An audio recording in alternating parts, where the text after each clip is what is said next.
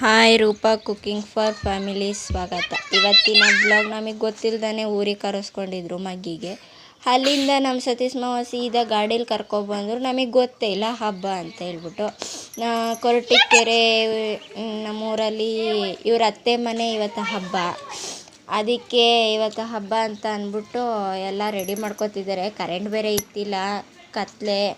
ನಾವು ಬಂದು ನಾನು ಮತ್ತೆ ಮನೆಗೆ ಹೋಗ್ಬೇಕಾಗಿತ್ತು. ತಾತ ಇನ್ನೂ ಬಂದಿತ್ತಿಲ್ಲ. ಅಷ್ಟೊತ್ತಿಗೆ ಬ್ಲಾಗ್ ಸ್ಟಾರ್ಟ್ ಮಾಡೋಣ ಅಂತ ಅಂದ್ಬಿಟ್ಟು ವಿಡಿಯೋ ಮಾಡ್ತಿದ್ದೆ. ಕತ್ಲೆ ನೋಡಿ, ನಮ್ಮ ಅತ್ತೆ ಫುಲ್ಲು ಬ್ಯುಸಿ.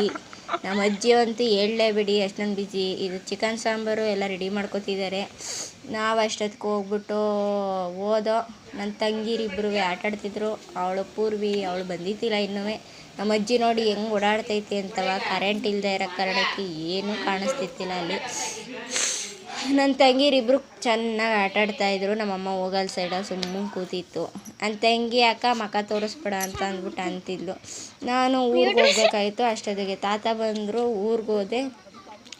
ಊರಿಗೋಗಿ ಸ್ನಾನ ಮಾಡ್ಕೊಂಡು ರೆಡಿ ಆಗಿಬಿಟ್ಟು ಬಂದೆ. ಸ್ನಾನ ಮಾಡ್ಕೊಂಡು ರೆಡಿಯಾಗಿ ಬರೋ ಅಷ್ಟರಲ್ಲಿ ಎಲ್ಲ ರೆಡಿ ಮಾಡ್ಕೊತಿದ್ರು. ಕರೆಂಟ್ ಬೇರೆ ಇತ್ತಿಲ್ಲ, ಕತ್ಲೆಯಲ್ಲಿ ಏನು ಬ್ಲಾಗ್ ಮಾಡೋದು ಅಂತ ಅಂದ್ಬಿಟ್ಟು ಮಾಡೋದೇ ಬೇಡ ಅಂತ ಸುಮ್ಮನಾಗಿದೆ. ಅಷ್ಟೊತ್ತಿಗೆ ಕರೆಂಟ್ ಬಂದಿತ್ತು. ಕರೆಂಟ್ ಬಂದಮೇಲೆ ಎಲ್ಲ ಎಡೆ ಎಲ್ಲ ಇಡ್ತಾಯಿದ್ರು. ನಾನು ನಮ್ಮ ತಾತ ಬೈತಾರೆ ಅಂತ ಅಂದ್ಬಿಟ್ಟು ದೂರದಿಂದನೇ ವೀಡಿಯೋ ಮಾಡ್ತಿದ್ದೆ. ಆಮೇಲೆ ನಮ್ಮಮ್ಮ ಬಾ ಅಲ್ಲಿ ಮಾಡು ಅಂತ ಅಂದ್ಬಿಟ್ಟು ಅಂದರು. ಆದರೂ ಭಯ ಆಯಿತು. ನನ್ನ ಯಾರೋ ಪೂರ್ವಿ ಮತ್ತು ನಾನು ಕೂತ್ಕೊಂಡು ವೀಡಿಯೋ ಮಾಡಿದ್ರು. ಇದು ಬ್ಯಾಡ್ತಿ ಅಂತ ಹೇಳ್ಬಿಟ್ಟು ನಮ್ಮೂರ ಕಡೆ 2 ಕಡೆಗೆ ಇಡ್ತಾರೆ. ಒಂದು ಹಿರಿಯರಿಗೆ ಮತ್ತು ಬ್ಯಾಡ್ತಿಗೆ ಅಂತ ಅಂದ್ಬಿಟ್ಟು. ಇಲ್ಲಿ ಅಲ್ಲೇನು ಇಡ್ತಾರೋ ಅದನ್ನೇ ಇಲ್ಲೂ ಇಡಬೇಕು. ಪ್ರತಿ ವರ್ಷವೂ ಮನೆ ಜಿಯೋ ಅನ್ನೋದು. ಈ ವರ್ಷ ಯಾರೂ ನೆಂಟ್ರಿಲ್ಲ. ನಾವು 5 ಜನ, ನಮ್ಮ ಮಾವ ಇಷ್ಟೇ ಜನ. ಆದರೆ ಈ ವರ್ಷ ತುಂಬ ಹಬ್ಬದ ಫೀಲೇ ಇತ್ತಿಲ್ಲ. ಎಸ್ಪೆಷಲಿ ಹೇಳ್ಬೇಕಂದ್ರೆ ಮನೆ ತುಂಬ ಮಕ್ಕಳಿದ್ರು. ಎಲ್ಲ ನೆಂಟೆಲ್ಲ ಇಲ್ಲೆಲ್ಲ ಕೂತ್ಕೊಂಡು ಮಾತಾಡ್ಕೊಂಡು ಕೂತ್ಕೊಳ್ಳೋರು. ಈ ವರ್ಷ ಹಬ್ಬದ ಫೀಲೇ ಇಲ್ಲ ಅಂತ ಅನ್ನಿಸ್ಬಿಟ್ಟಿದೆ. ಈ ವರ್ಷ ಹಬ್ಬದ ಫೀಲ್ ಇಲ್ಲದೆ ಇರೋ ಕಾರಣಕ್ಕೆ ಒಂದು ಸ್ವಲ್ಪ ಬೇಜಾರಾಯಿತು. ಆದರೂ ಏನು ಮಾಡೋದು, ಅವ್ರ ಪ್ರಾಬ್ಲಮ್ಸ್ ಏನಿರುತ್ತೆ ಅನ್ನೋದನ್ನ ನಾವು ಅರ್ಥ ಮಾಡ್ಕೋಬೇಕಲ್ವ ಅಂತ ಅಂದ್ಬಿಟ್ಟು ನಾವೇ ಈ ಸತಿ ಹಬ್ಬ ಜೋರಾಗೇನು ಹಬ್ಬ ಮಾಡಲಿಲ್ಲ. ಈ ಸತಿ ತುಂಬ ಸಿಂಪಲಾಗಿ ಹಬ್ಬ ಮಾಡಿದ್ರು. ನಮ್ಮ ಅಜ್ಜಿ, ನಮ್ಮ ಮಾವ ಇಬ್ಬರೂ ಎಡೆ ಇಡ್ತಾಯಿದ್ರು. ನಾನು ಅದನ್ನು ವೀಡಿಯೋ ಮಾಡ್ತಾಯಿದ್ದೆ. ನಮ್ಮಮ್ಮ ಸುಮ್ಮನೆ ಸೈಡಲ್ಲಿ ನಿಂತಿದ್ದಾರೆ.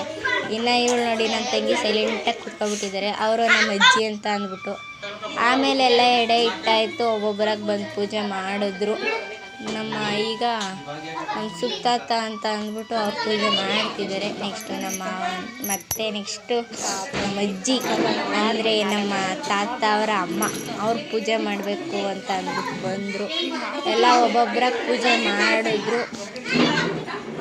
ನೆಕ್ಸ್ಟು ನಮ್ಮ ತಾತನೂ ಪೂಜೆ ಮಾಡಿದ್ರು. ಎಲ್ಲರೂ ಒಂದು ಕಡೆಯಿಂದ ಪೂಜೆ ಮಾಡಿದ್ರು.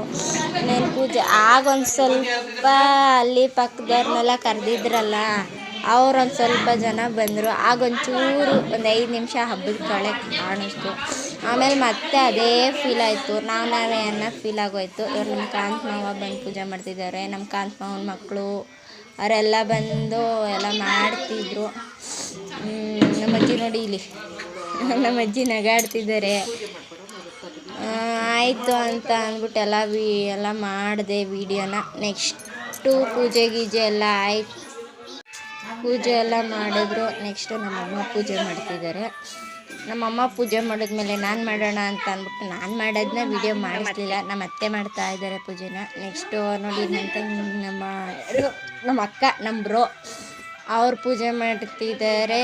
ನೆಕ್ಸ್ಟು ನಮ್ಮ ಅಜ್ಜಿ ಎಲ್ಲ ಪೂಜೆ ಮಾಡಿದ್ರು. ಪೂಜೆ ಮಾಡಿದ್ಮೇಲೆ ಅರ್ಧ ಗಂಟೆ ಹೊರಗಡೆಗೆ ಹೋಗಬೇಕು ಅಂತ ಅಂದ್ರಲ್ಲ, ಎಲ್ಲರೂ ಈಚೆಗಡೆ ಬಂದು ನಿಂತ್ಕೊಂಡು ನೋಡಿ ನನ್ನ ತಂಗಿರಿಬ್ಬರು ಹಾಯ್ ಮಾಡ್ತಿದ್ದಾರೆ. ನಮ್ಮ ಅಜ್ಜಿ, ನಮ್ಮ ಕಾಂತ ಮಾವ, ನಮ್ಮ ಮಾವ, ನಮ್ಮಮ್ಮ, ನನ್ನ ತಂಗಿ ಎಲ್ಲರೂ ಇಲ್ಲೇ ನಿಂತಿದ್ದಾರೆ. ಇನ್ನು ಬಾಕಿರೆಲ್ಲ ಆ ಕಡೆ ಸೈಡಲ್ಲಿ ಕೂತಿದ್ದಾರೆ. ಎಲ್ಲ ಕೂತ್ಕೊಂಡ್ರು. ನೆಕ್ಸ್ಟ್ ಎಲ್ಲ ಆಯಿತು. ಎಲ್ಲ ಏನು ಬೇಕು ತಗೊತೀನಿ ಅಂತ ಅಂತಿದ್ರು. ಎಲ್ಲ ತೊಗೊಂಡು ತಿಂದರು. ಆಯಿತು. ನಾನು ಬ್ಲಾಗ್ ಇಷ್ಟ ಆಗಿತ್ತು. ಇಷ್ಟ ಆದರೆ ಲೈಕ್ ಮಾಡಿ, ಕಮೆಂಟ್ ಮಾಡಿ, ಶೇರ್ ಮಾಡಿ. ಬಾಯ್.